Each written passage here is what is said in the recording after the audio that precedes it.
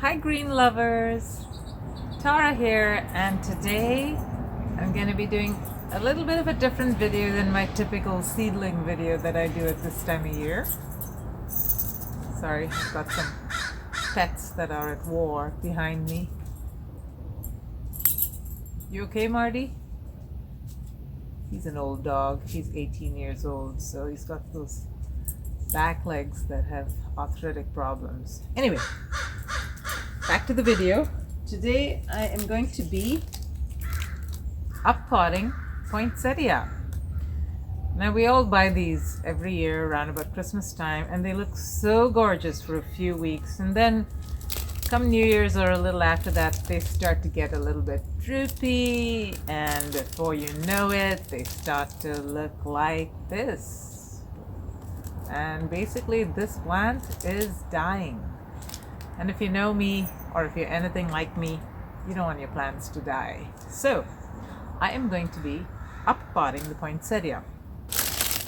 Now, the first thing you want to do, obviously, remove the decorative foil from around it, and you want to get a pot that's quite bigger than the one that it's in, because poinsettias tend to get root bound in these little teeny tiny pots. I mean, this one is probably 6 inches, so I'm uppotting it to a pot that's, gosh, more than 4 times the size of this. So hopefully it will be able to thrive and do successfully.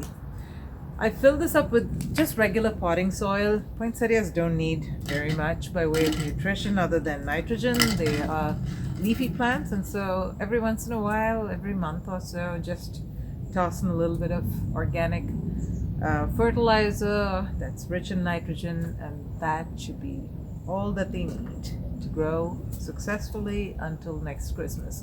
Now, getting them to bloom, that's a whole project in itself. I'm not going to touch on it in this video, but it is not for the faint of heart.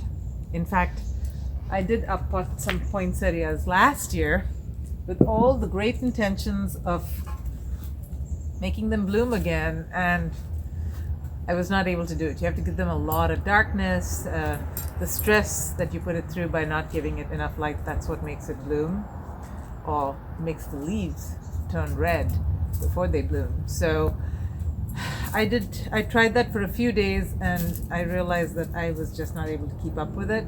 So I just let it go. I put it on a windowsill and left it, and it looks like it's starting to bloom, but it's not going to get anything like the beautiful red that they're able to do in these professional garden centers. But hey, it's a pretty plant, and I don't want it to die, so I'm going to uppot this. Now, the reason why this starts to die is because it gets really root bound in that small pot. It likes a lot of room to grow, and if you look at this, my goodness, those roots are curling around. I want to loosen it up nicely before I put it in its new home. So that's what I'm going to do. And I'm going to plant it. Just put the root ball right below soil level here. There you go. And that was the hard part. You have to really cut this thing down and remove all of these blooms. So you want to get pretty aggressive with this. So I look for one leaf node, and I cut below that one leaf node.